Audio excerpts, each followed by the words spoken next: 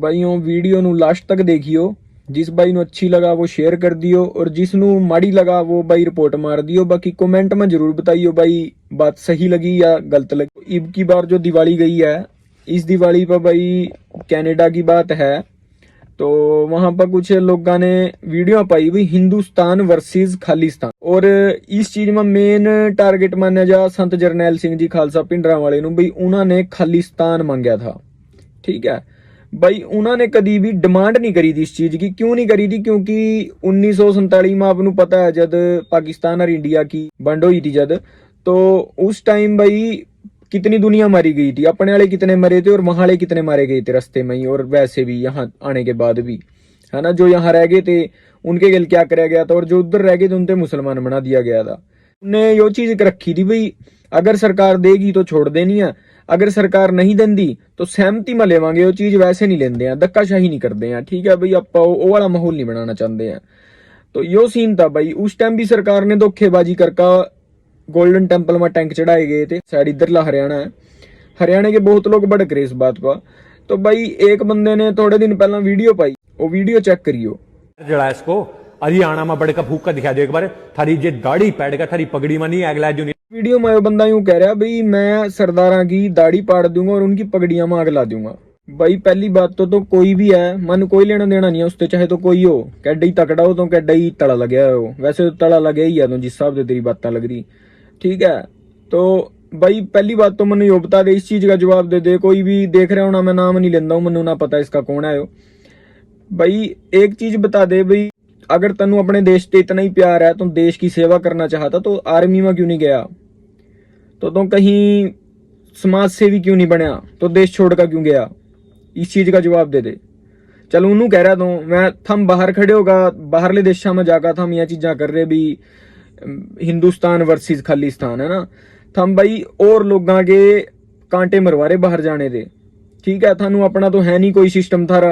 India में रहकर यो चीज करांगे तो इस चीज का कोई तुक निकलेगा, वहां जाकर भाई बेतुकी बातें हैं एक नंबर की। भाई हिंदुस्तान में ही रह रहे हम भी इस टाइम, यो यहाँ यो चीज नहीं है, यो चीज नहीं आप कह सकते हैं भाई यहाँ हिंदू तब है ना, यहाँ हिंदू की सुनवाई है ना, यहाँ सिख की सुनवाई है ना, यहाँ मुस्लिम की सुनवाई है।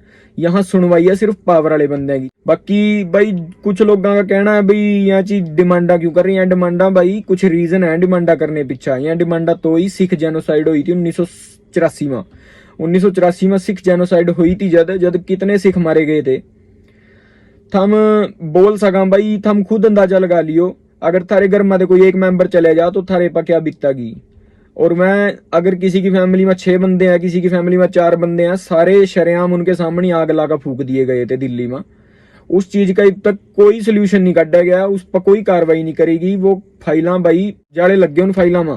गोल्डन टेम्पल में जब हमला होया था भाई, वहां से जो चीजें चोरी हुई थी, जो कुछ भी वहां से ठाया गया था, और गोल्डन टेम्पल का जो भी नुकसान होया था, अमृतपाल के भी मैंने भाषण सुने हैं। अमृतपाल का यो कहना है अगर कोई हिंदू है हमारे गेल तो भाई वो हिंदू ही रहेगा, उसका धर्म नहीं बदले जाने का है, यो सिस्टम नहीं है।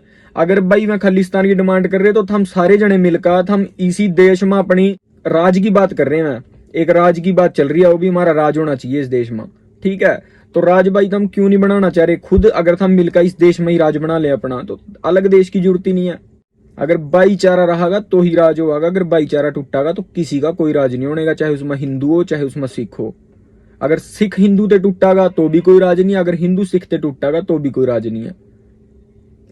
तो भाई भाईचारा बनाकर चलो, या बेतुकी बातें ना करे करो भाई हम न्यू कर देंगे, हम सिखा न्यू कर देंगे, वो कर देंगे। आज तक किसी पर कुछ नहीं होया भाई, ना हिंदू राष्ट्र बन सकता है ना यो सिख राष्ट्र बन सकता। यो सारी कम्युनिटियां का एक जोड़ है। बाकी यहाँ राज भाई यो देन भी थारी अपनी है भी, जो सरकार का राज चल रहा है। कुछ लोग ऐसे हैं जो इस वीडियो पर भी कमेंट करांगे, उनमें बहुत लोग ऐसे होंगे जो एक बोतल में बिक जा। जिन्हों कोई बीजेपी का बंदा आ गया वोट दे मांगन तो वोट दे देंगे मैं एक बोतल में। तो अपने स्टैंड देख लो भाई कहां तक है। तो भाई मैंने एक चीज का जवाब दे दो, जो लखीमपुर खीरी में इतने किसान मारे गए थे, थाने अब तक उस चीज में क्या एक्शन लिया? मैंने उस चीज का जवाब दे दो। सिर्फ हो तो किसान की थम भी, थम अपने आप को किसान बतावा, थाने उस चीज पर क्या स्टैंड लिया अब तक? 1% भी मैंने स्टैंड बता दो। और थारी साइड की दुर्घटना थी वो, थारे साइड का कांड था वो, जो बीजेपी के द्वारा कराया गया था, और थाने बीजेपी ते ही दोबारा वोटा पाकर बीजेपी बना दी वहां। भाई अपना एक स्टैंड रख लो। थम उनकी बातों में आ जा जो इस देश में है ही नहीं, जो बाहर बैठे, उनका कोई लेगा देगा नहीं होंदा भाई। उन्होंने सिर्फ भड़कावे दे मतलब बाहर बैठ कर एक इंडिया की बात करना। अगर मैं यहाँ बैठ कर कनेडा की बात करूंगा भी यहाँ कनेडा में यूं होना चाहिए वो होना चाहिए, ठीक है, तो भाई वो बेतुकी बातें हैं। अगर मनु उस देश की फिक्र है तो मैं उस देश में जाकर वो काम करूंगा। घटिया ते घटिया लोग यहाँ कैमरे का गमू करके यूं बैठ जाएंगे भाई यहाँ सरदार हम दाढ़ी पाड़ देंगे जी, हम ये कर देंगे वो कर देंगे, कुछ नहीं होता थर पा, ठीक है। हम यहाँ के लोगों को भड़काना चाह रहे हैं वीडियो पापा का, और थानू पता भी हम यहाँ बैठे, हम देश के बाहर बैठे भी मरते क्या किसी ने कुछ कहना, ठीक है। वहां भाई हर चीज की रूल रेगुलेशन है, यहाँ कोई रूल रेगुलेशन नहीं है। यहाँ मिनट लगा किसी को भी झटकाने में। यहाँ कोई नहीं किसी को गोलदा है, ना किसी को अपना घर परिवार दिखता है जब बात अणखा पा जा। मैं देश अलग है भाई, उन्होंने पता भी मारा कोई कुछ नहीं कर सकता। और हम उनकी बातों में आका यहाँ भड़कावे में आका हम आपस में भाईचारा बिगाड़ लें, पंगे ले लें आपस में। उन्हें भुगता कौन है, थारे करके भुगतांगे भाई। किसी का कुछ नहीं जानता है भाई। कोई भी बंदा है उसमें, चाहे सिख है चाहे हिंदू है, अगर अलग राष्ट्र की मांग होगी तो भाई वो गलत है। अलग राष्ट्र की मांग करना गलत है। इसी राष्ट्र में अपना राज चलाने की सोचो भाई, और भाईचारा बना का वो राज चलेगा, वैसे नहीं चलने का। पेजा वाले ज्यादा गौर करियो इस चीज पर। बाकी शेयर करियो भाई इस वीडियो ਨੂੰ ज्यादा से ज्यादा, क्योंकि भाई मैं ज्यादा बोलना नहीं चाहता हूँ इस बारे में। अगर सिख कम्युनिटी हिंदू कम्युनिटी के बारे में कोई गलत बोलेगा तो उसका विरोध होगा भाई। चीज सच है, अभी इस देश का सबसे बड़ा दुश्मन है इस देश का मीडिया, और इस देश के में सोशल मीडिया पे एक्टिव रहने वाले लोग जो सिर्फ भड़काने का काम करा भाई, जो किसी को सही राह नहीं दे सकते हैं। सिर्फ उनका काम है लोगों से भड़काना, और बहुत जनता ऐसी है जो भड़कावे माँ का भाई उनके गेल लग जा, क्योंकि भाई हक की बात नहीं करते हैं। मैं कहीं भी 1984 में जो कांड होया था उससे पहला भी जो संत जरनैल सिंह जी खालसा भिंडरांवाले की जो इमेज आगे ले आई गई थी, उसके पहला भी और उसके बाद भी वो एक आतंकवादी के रूप में दिखाई गई थी। जो बीबीसी न्यूज है भाई इंटरनेशनल लेवल का, उस बीबीसी न्यूज पर कभी भी चेक करियो भिंडरांवाले के बारे में, उन्होंने भाई हर चीज क्लैरिटी दी हुई है भाई संत जरनैल सिंह जी खालसा भिंडरांवाले है क्या थे और उनकी शख्सियत क्या थी इस देश में, और उनका इस देश से देन क्या है। मैं सिर्फ हक की बात करे कराते, और हक्का पीछे ही उन्होंने अपनी जान दे दी, शहीदी पाली उन्होंने हक्का पीछे ही। बहुत लोग इस चीज में सहमति भरांगे, बहुत लोग इस चीज में मनु गाला भी देवांगे। अगर जो अपने गुरु हैं, गुरु गोबिंद सिंह जी हो गए या उनके अगर बच्चे हो गए जिन्होंने शहीदी पाई थी उस टाइम, अगर भाई उस टाइम भी मीडिया होंदा तो उनकी शहीदी व्यर्थ जानी थी।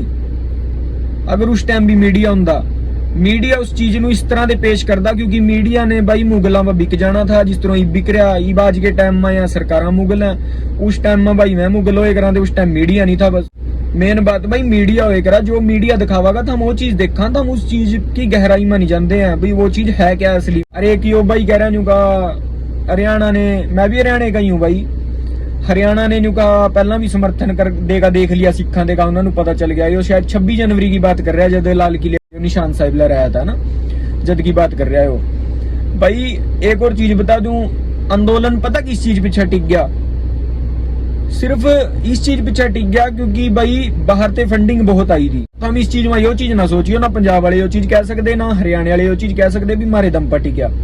भाई जो हरियाणा पंजाब के बच्चे बाहर जा रहे थे, सारे का मेल जो लोग यो आंदोलन टिकया था। इस चीज में हरियाणा अपनी गवाही नहीं भर सकता भी माने टिकया था, और ना पंजाब अपना नाम ले सकता भी माने टिकया था। भाई 4 बंदे वहां बैठे होंगे, अगले मिनट मैंने ठा देंगे 4 बंदे यो एक का हुआ भाईचारा था, तो भाई टिक गई थी वो चीज।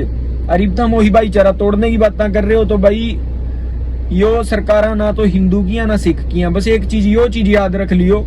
उसके बाद भाई किसी ने किसी गर्दना काटियो, जो थाने करना है वो करियो, किसी के हाथ नहीं पकड़े आपा ने। पर भाई अगर धर्म पर बात आ जाएगी, अगर धर्म के बारे में गलत बोला जाएगा, वो चीज सहन नहीं है, ठीक है। यो वीडियो भाई ज्यादा से ज्यादा शेयर करियो, क्योंकि बहुत लोग गुमराह हो रहे इस चीज पीछा, बहुत लोग आपस में एक दूसरे को काटने को फिर रहे इस चीज में। आज क्यों मांग रहे भाई, 18वीं ईस्वी में महाराजा रणजीत सिंह का राज था, उस टाइम खालसा राज की जरूरत थी तो करके वो राज लिया गया था। अगर उस टाइम भी मीडिया होंदा तो भाई यह चीजा भी खिंड जाती, उनके जो काम करे थे ना उनके देश वास्ता और अपनी कौम वास्ता, मैं चीजा कोई मायने नहीं रखा दी अगर उस टाइम भी मीडिया होंदा इस देश में। बाकी भाई ना तो आप हिंदू राष्ट्र के हक में ना आप सिख राष्ट्र के हक में। बस आप भाई यो चीज चाह भी भाईचारा ना बिगाड़ो अपना आपस में, भाईचारा बना कर चलो, क्योंकि भाईचारा होएगा भाई तभी कुछ कर सकोगे थम, इसी देश में अपना राज चला सकोगे थम अगर थार पर भाईचारा होएगा। क्योंकि सरकार भाई आने वाले टाइम में इतना डोब देंगी इस देश में तो हम मजबूर हो जाएंगे भागने ਨੂੰ, और उस टाइम थारे वास्ता बाहरली कंट्री है वो भी दरवाजे बंद कर लेंगी, फिर कहां मरोगे हम यूं बता दो मनु। तो भाई इसी करके पहले ही अपना भाईचारा बना कर चलो।